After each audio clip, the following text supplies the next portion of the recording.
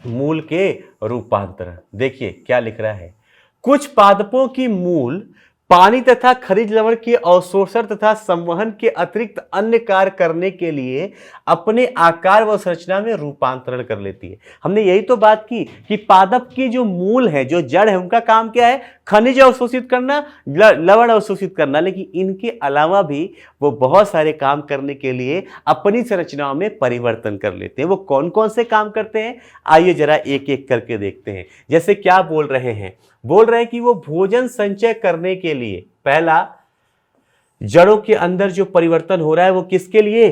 भोजन के संचयन के लिए। अब आप बोलोगे कि जड़ भोजन का संचय भी करते हैं? बिल्कुल करते हैं बेटा। भोजन संचयन करने के लिए, सहारे के लिए, सपोर्ट प्रोवाइड करने के लिए, कुछ जड़ें तो श्वसन के लिए अपने आप को रूपांतरित कर लेती हैं। ये लो भैया, कुछ जड़ें श्वसन भी करती हैं। अब यहां से अगर मैं रूपांतरण की बात करूं तो एनसीईआरटी के हिसाब से क्या क्या आया रूपांतरण करने का, क्या क्या तरीका आया? पहला, क्यों रूपांतरण हुआ है यहां पे? पहला तरीका क्या आया? पहली विधि, पहला क्या आया? पहला आया भोजन संचय के लिए।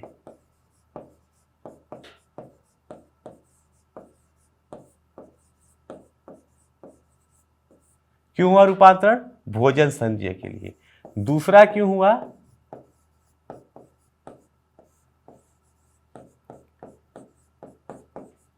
सहारे के लिए। और तीसरा क्या बोल रहे हैं? श्वसन के लिए। चौंक गए ना आप कि जड़ का श्वसन में क्या मतलब, श्वसन में क्या काम जड़ का? अभी देखेंगे। ये तीन परिवर्तन, ये तीन रूपांतरण आपकी एनसीईआरटी में बेटा दिए गए हैं। क्लियर? पढ़ेंगे अभी। जैसे उदाहरण, और बड़े महत्वपूर्ण सी बातें हैं इसमें। आपके बहुत सारे क्वेश्चन यहां पे आते हैं जो आपसे गड़बड़ होने के चांसेस भी बहुत होते हैं। जैसे क्या लिख रहा है? गाजर तथा सलजम की मूसला मूल तथा शकरकंद की अपस्थानिक मूल भोजन संचित करने के कारण फूल जाती है। मैं लिख रहा हूं यहां पे, दिखाऊंगा आपको। भोजन संचय, पहला जो एनसीईआरटी में ये एग्जाम्पल डायरेक्टली पूछे जाते हैं। भोजन संचय,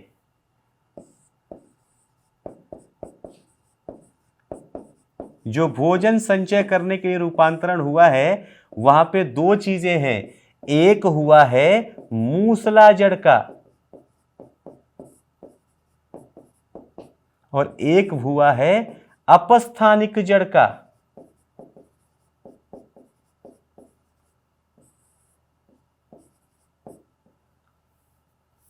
आप लोगों से प्रश्न पूछता है कि भैया ये बताओ कि इसमें से कौन सी अपस्थानिक जड़ परिवर्तित हुई है भोजन संचयन के लिए, या पूछेगा निम्न में से कौन सी मूसला जड़ परिवर्तित हुई है। तो आपको ये डायरेक्ट उदाहरण याद होने चाहिए, और वो उदाहरण कहीं और के नहीं होंगे। एक सिंगल उदाहरण आप बाहर का नहीं पढ़ेंगे। मूसला जड़ कौन कौन सी? गाजर व सलजम। गाजर और सलजम, ये दोनों क्या है बेटा? जड़ हैं जिनके अंदर भोजन का संचय हुआ है। अपस्थानिक जड़ की बात करेंगे तो कौन सी? शकरकंद।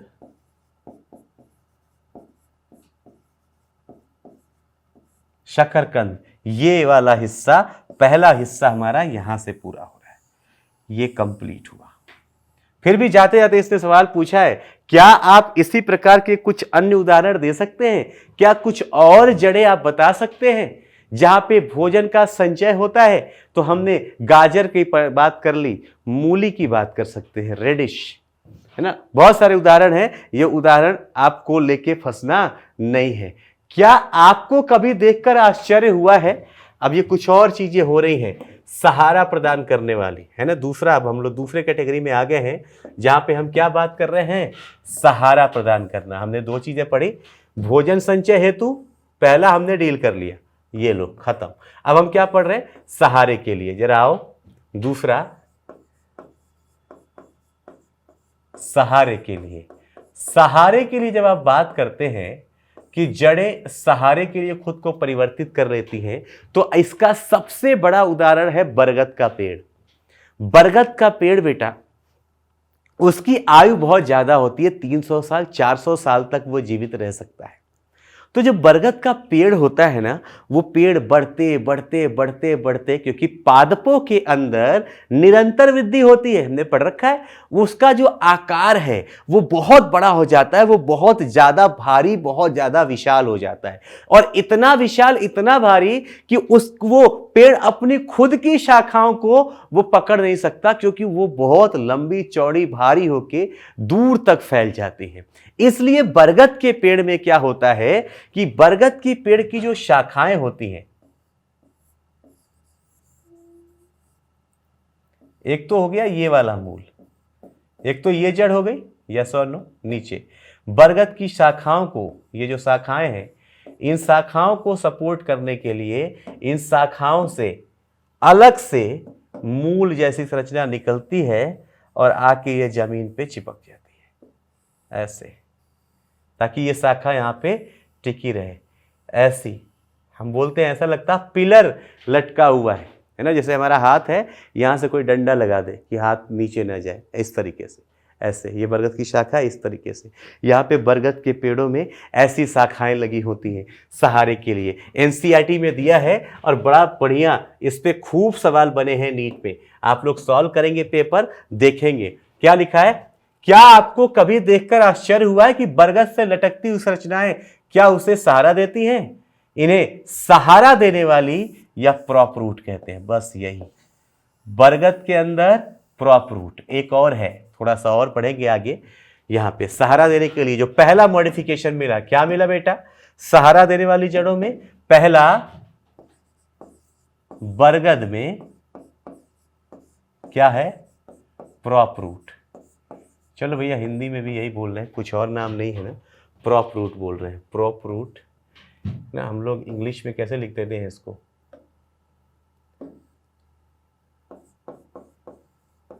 Prop root. बड़ा आसान हो जाता है इंग्लिश में कभी कभी।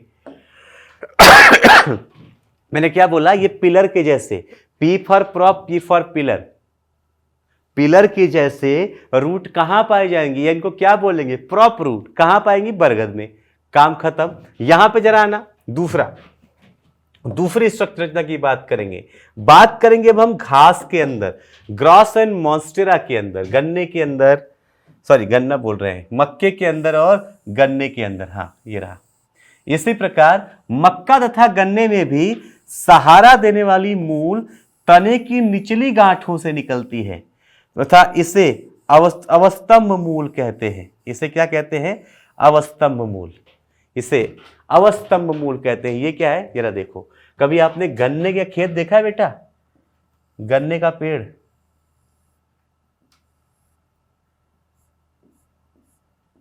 गन्ने पे ऐसे होती है ना डंडियां, यहां पे नीचे भी एक डंडी है, ये वाली। ऐसा लगता है निचली डंडी से, एक तो इसकी खुद की रूट है, इन रूट्स के अलावा कुछ और नीचे नीचे वाले हिस्से में जो इनकी रूट है वो तो है ही है, इनके अलावा ऐसा लगता है नीचे से कुछ और रूट निकलती हैं जो जमीन में ऐसे जुड़ जाती हैं इसके इस नोड से, और इस पेड़ को यहाँ पे टिके रहने में मदद करती है। इसकी बात हो रही है, इसे हम बोलते हैं अवस्तंभ रूट।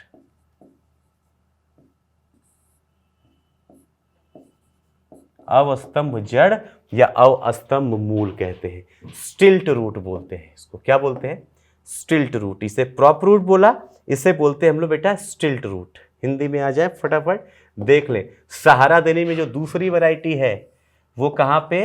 मक्के व गन्ने के अंदर। एक सिंगल एग्जाम्पल बाहर का नहीं पढ़ना है, बार बार बोल रहा हूं। इसे क्या बोलते हैं? इसे बोलते हैं स्टिल्ट रूट।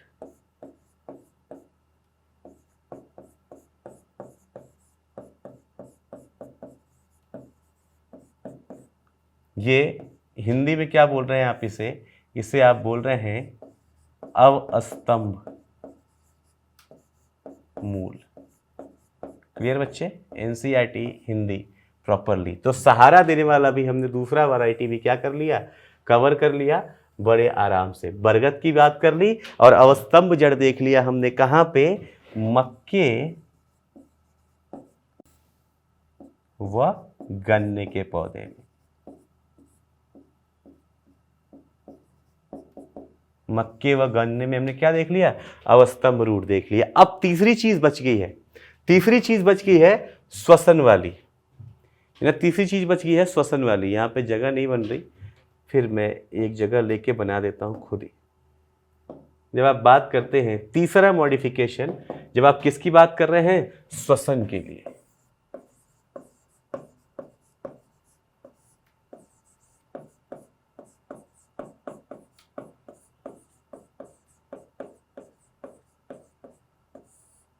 मैनग्रोव प्लांट्स जो राइजोफोरा जैसे होते हैं, मैनग्रोव अनूप क्षेत्रों में होते हैं।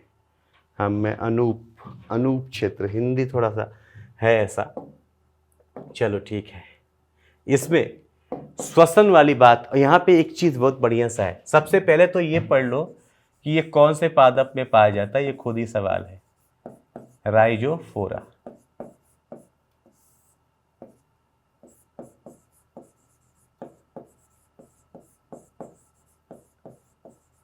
और देखना यहाँ पे कहानी कैसे अलग हो रही है। हमने अभी तक क्या पढ़ा था कि जो जड़ें हैं वो जमीन के तरफ जाती हैं और प्रकाश के विपरीत जाती हैं।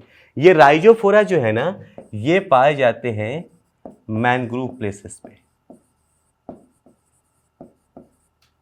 या इसे क्या बोल रहे हैं, अनूप क्षेत्रों में पाए जा रहे हैं। अनूप क्षेत्रीय पादप है, मतलब जहां पे जमीन क्या है, दलदली है थोड़ी।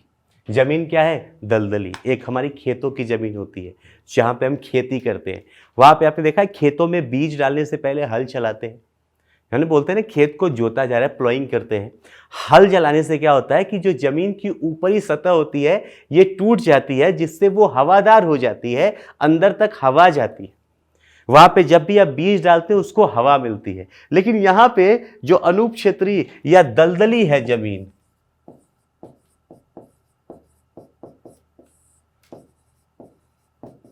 जहां पे जमीन कैसी है, दलदली, वहां पे हवा जाने के लिए जो जमीन के अंदर जगह है जहां से हवा अंदर जाती है, वहां पे तो पानी भरा होता है। दलदल का मतलब समझिए ना, मिट्टी और पानी का मिक्सचर। वहां तो क्या है, पानी भरा है, और पानी भरे होने की वजह से हवा जो है वो जड़ों को ठीक से मिल नहीं पाती, जिसके वजह से जो राइजोफोरा के प्लांट है, दलदली जमीन की वजह से क्या हो जाता है, जमीन के भीतर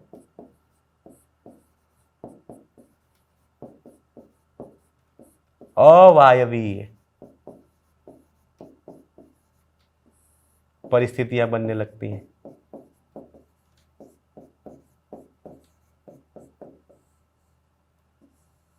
कैसी परिस्थितियां बनने लगती है बेटा, जमीन के भीतर अवायवीय परिस्थितियां बनने लगती हैं। और ऐसे कंडीशन में जो राइजोफोरा की रूट्स हैं, जड़ हैं, देखना जरा,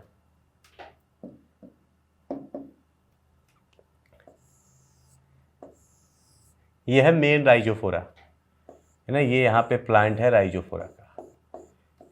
इसके ऊपर इसकी जो जड़ें हैं वो जमीन के अंदर जाती हैं और जमीन से बाहर निकल आती हैं ऐसे।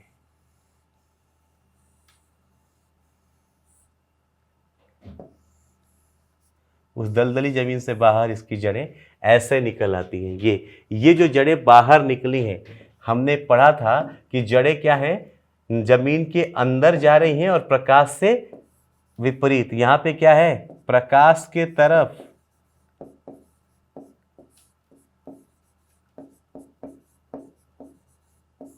वह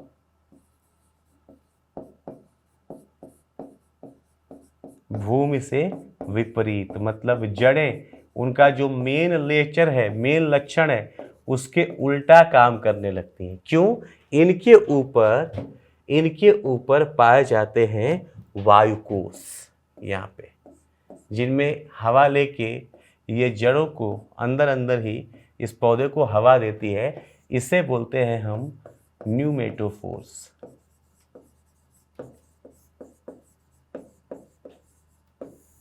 है ना, वायुकोश।